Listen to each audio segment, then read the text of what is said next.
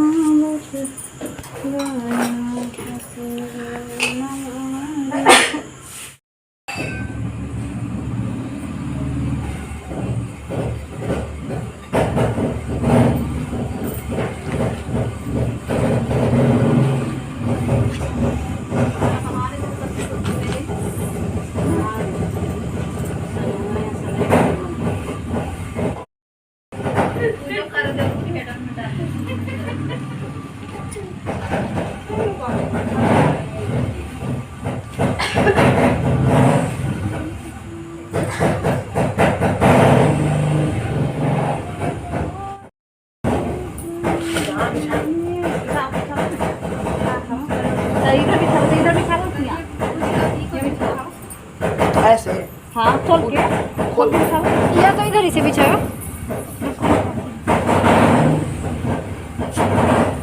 और इधर थोड़ा हटा इसका लकड़ियाँ पर बैठ लो। हाथ पास में बैठ ना बैठ बैठ जा बैठियो बैठ जा बैठ जाइए।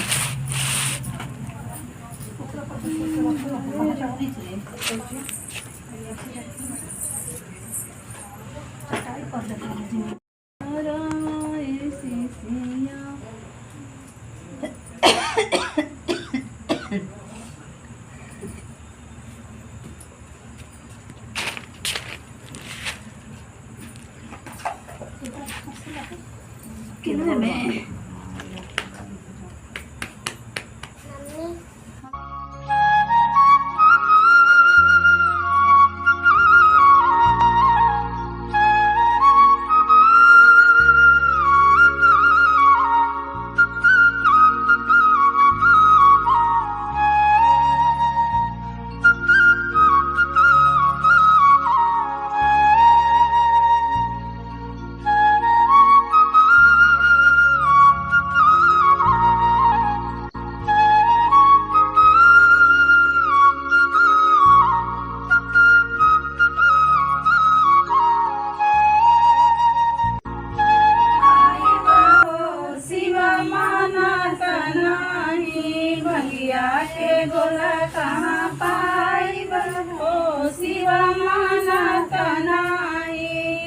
देखे शिव के मनाय बहो शिव मानता नाय का देखे शिव के मनाय बहो शिव मानता नाय तो सकत किया शिव के मन हो न भावे तो सकत किया शिव के मन हो न भावे मिर्गा के छल कहाँ पाए बहो शिव मानता बावे भंडिया के बिरगा के छाला कहाँ पाए बहो शिव मानता नहीं।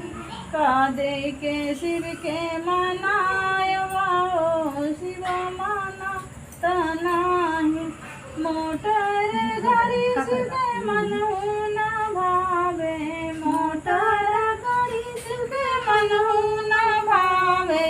बस बैल कहाँ पाए बहो शिव मानता नहीं। बस बैल कहाँ पाए बहो शिव मानता नहीं। का दे के शिव के मनाय बहो शिव मानता नहीं। का दे के शिव के मनाय बहो शिव मानता नहीं। इस पास अलंकृत है और मुंडों की माला से जिन शिव जी की जटा अलंकृत है, जो यानी पार्वती जी दिव्य वस्त्र धारण की हैं, और जो शिव जी दिगंबर यानी नंगे हैं, ऐसे श्री पार्वती जी तथा श्री शिव जी को प्रणाम करता हूँ। रमणीक कैलाश पर्वत के शिखर पर बैठी हुई श्री पार्वती जी कहती हैं, हे महेश्वर, हमें कोई गुप्त व्रत या पूजन बताइए जो सब धर्मों से सरल हो, जिसमें परिश्रम भी कम करना पड़े लेकिन फल अधिक मिले। हे नाथ, यदि आप मुझ पर प्रसन्न हो तो यह विधान बताइए। हे प्रभु, किस तप व्रत या दान से आदि मध्य और अंत रहित आप जैसे महाप्रभु हमको प्राप्त हुए हैं।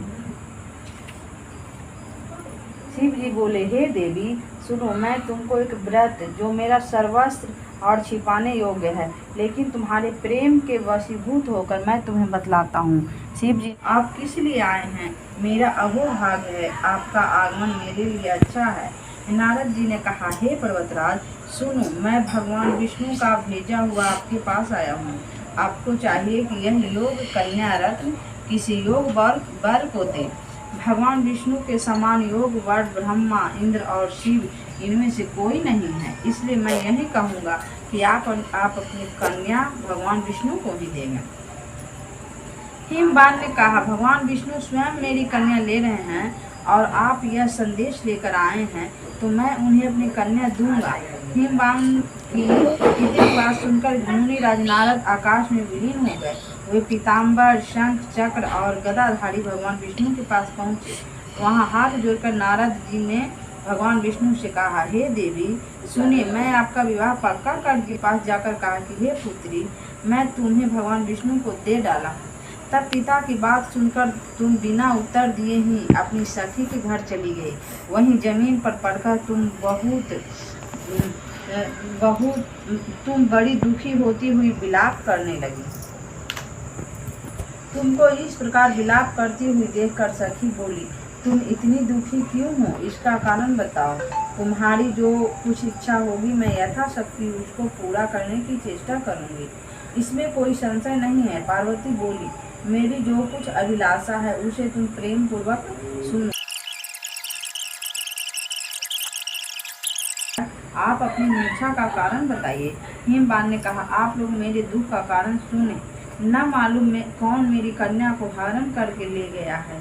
ऐसा नहीं सिंह खा गए होंगे। हाय हाय, मेरी बेटी कहाँ गई? किसी दुष्ट ने मेरी पुत्री को मार डाला।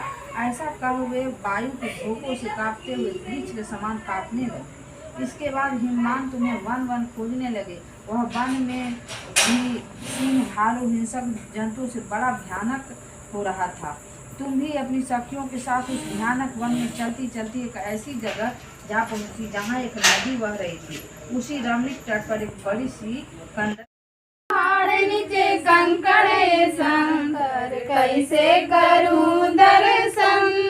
जलवा चढ़ाने को हिम्मत नहीं है। जलवा चढ़ाने को हिम्मत नहीं है। जलवा है मछली का जूठा शंकर कैसे करूं दर्शन।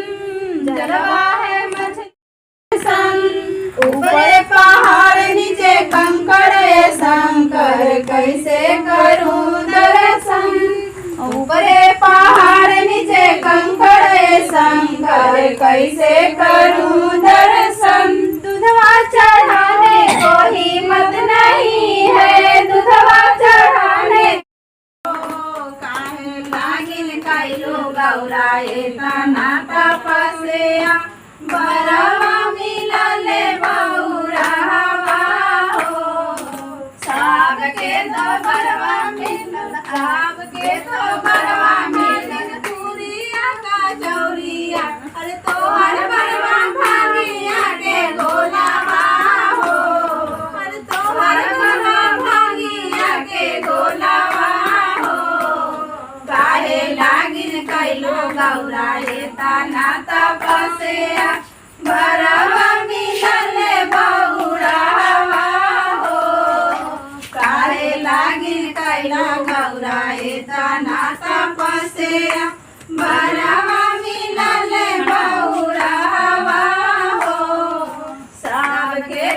घरवा मेले बिनता फूला पैटवा सबके तो घरवा मेले बिनता फूला पैटवा अरे तो काहे लागिल कैलू गौरा इतना तपासे अरे भरावा मिलले बौरावा हो काहे लागिल सिंधियाना भोले शंकर को लेके आना मेरे घर में पधारो अभी उठाइए पधारो अभी गजानन जी ना मेरे घर में पधारो